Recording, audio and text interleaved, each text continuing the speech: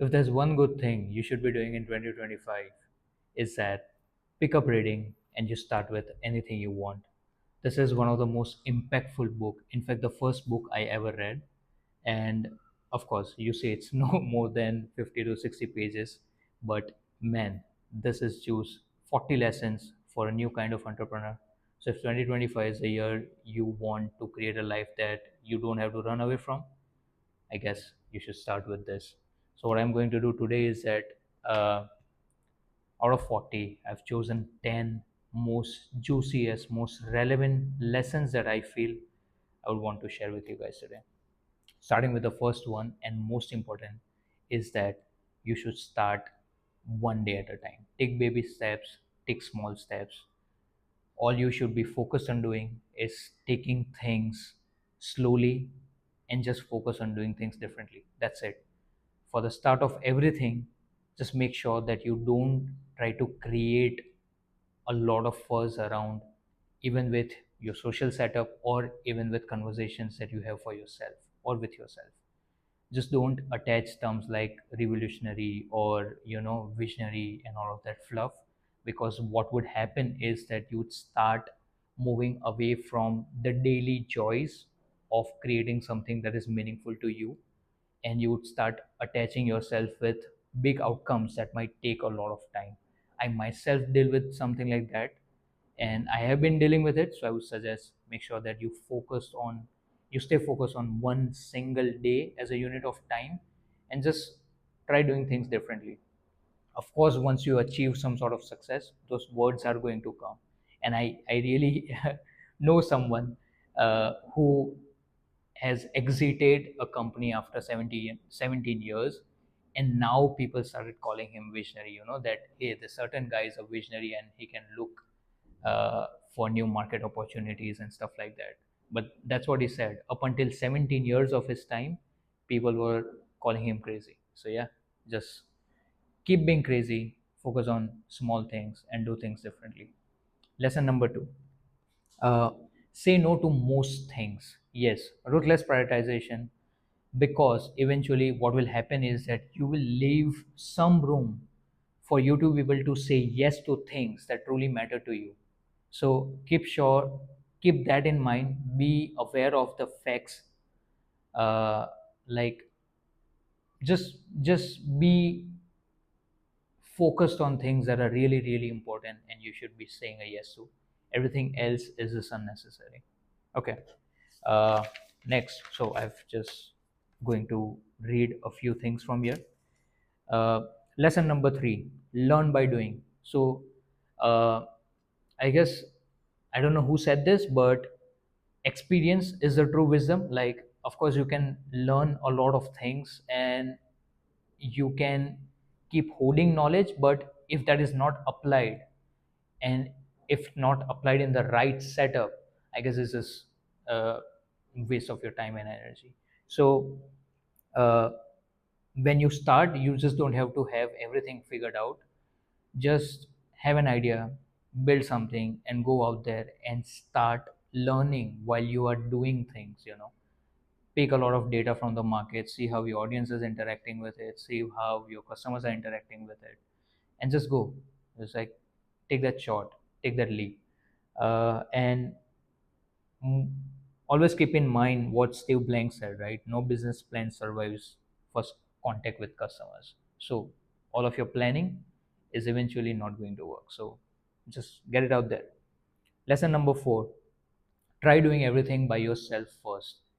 And trust me, this is me saying, and I would believe the whole team, like the BNB podcast team, would also agree to the fact that we would want someone else to do the work for us, and we tried that, and it turned out to be a fucking disaster.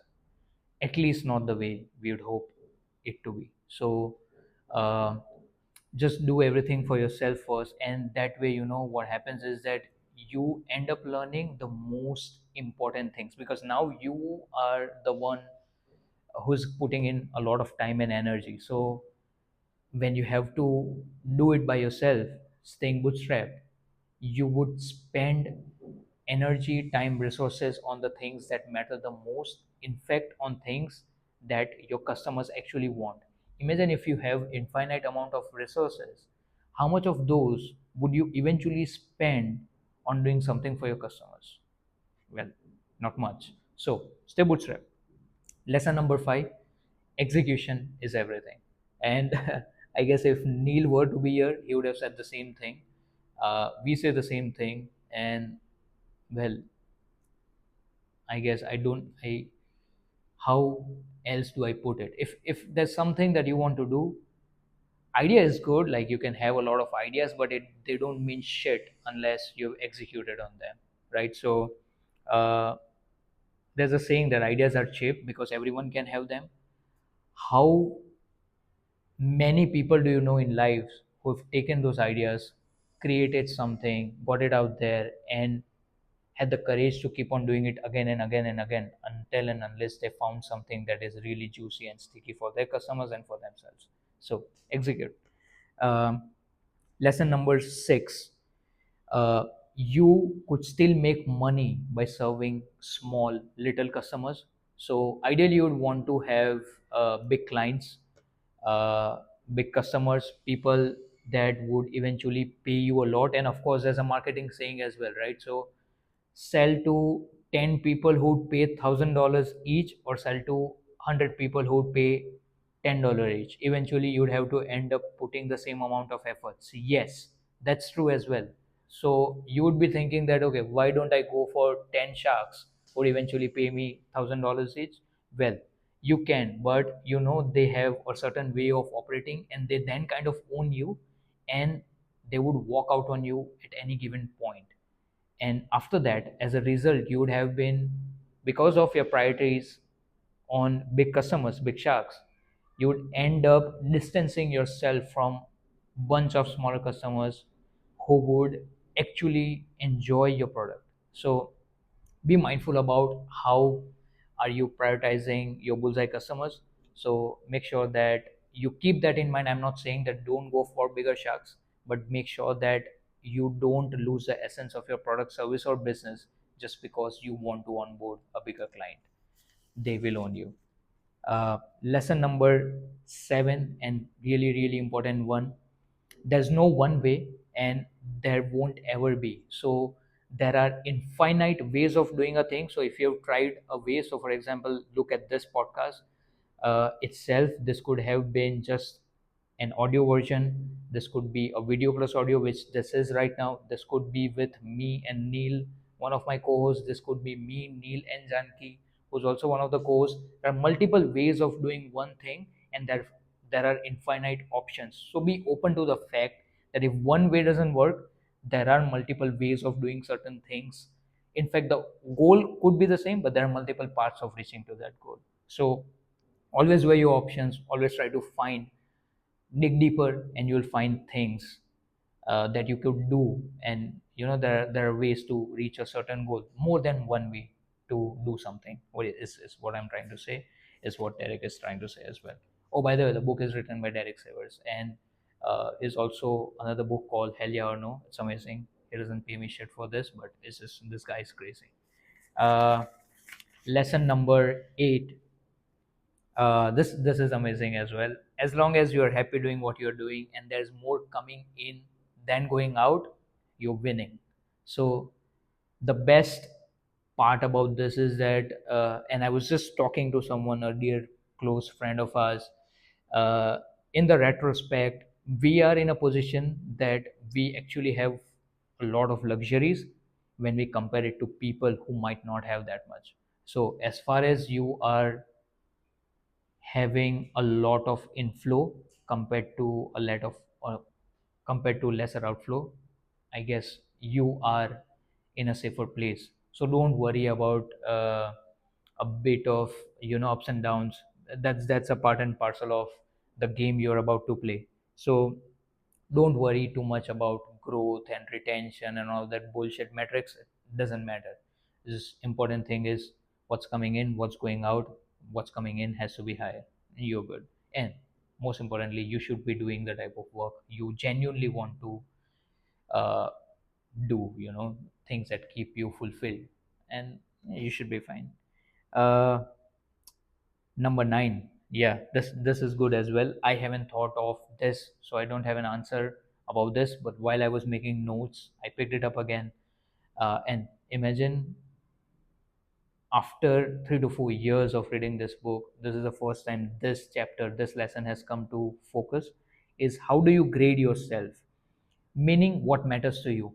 If people matter to you, you have to be aware about the fact that you are going to thrive socially and you would want to plant yourself there.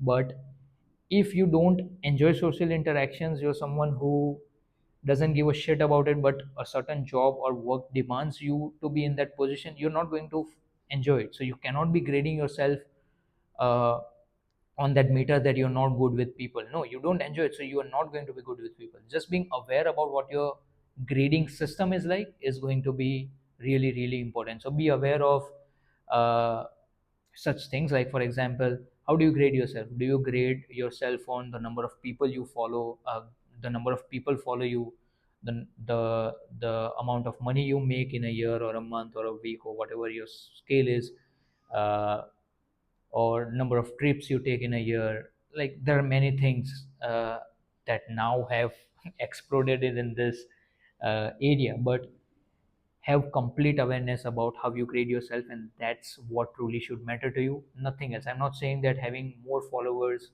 or getting more views is not a good grading scale. If it is good, just stick to it and optimize for that, triple down on that particular grading system of yours. So yeah, that's lesson number 9.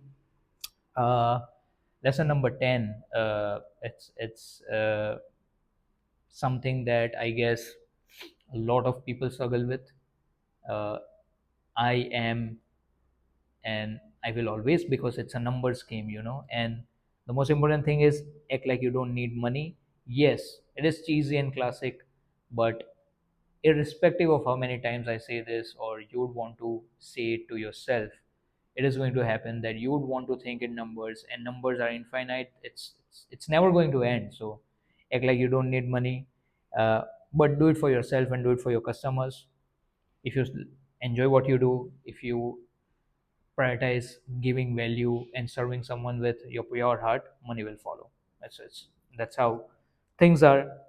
Is just that we operate in a system where, uh, what do you say, there is this likelihood that we have developed for instant gratification. We want something instantaneously, and the what do you say, the setup we are in, it kind of rewards you for short term thinking more faster than the rewards that you would reap as a result of long term thinking. So irrespective, make sure, if you're playing the long term game, if you are someone who is wanting to build a business, or do something that you really, really enjoy, be open to the fact that you cannot be thinking about money all the time. It is going to hamper your personal and professional growth. Anyways, there are two other bonus lessons from this book that I have over here. uh, 11th.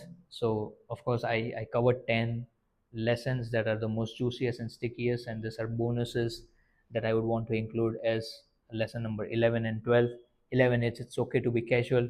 Don't try to sound too professional. It's just okay. And it came to me after a long time as well. I was trying to put a face in settings that I don't enjoy, and yet I was trying to be professional in settings which could have been okay with me being just casual and trying to let my true self out.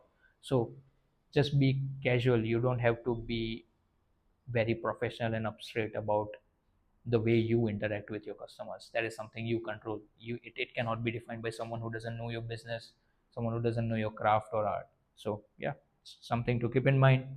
And last and not the least, make this year, make your life anything you want.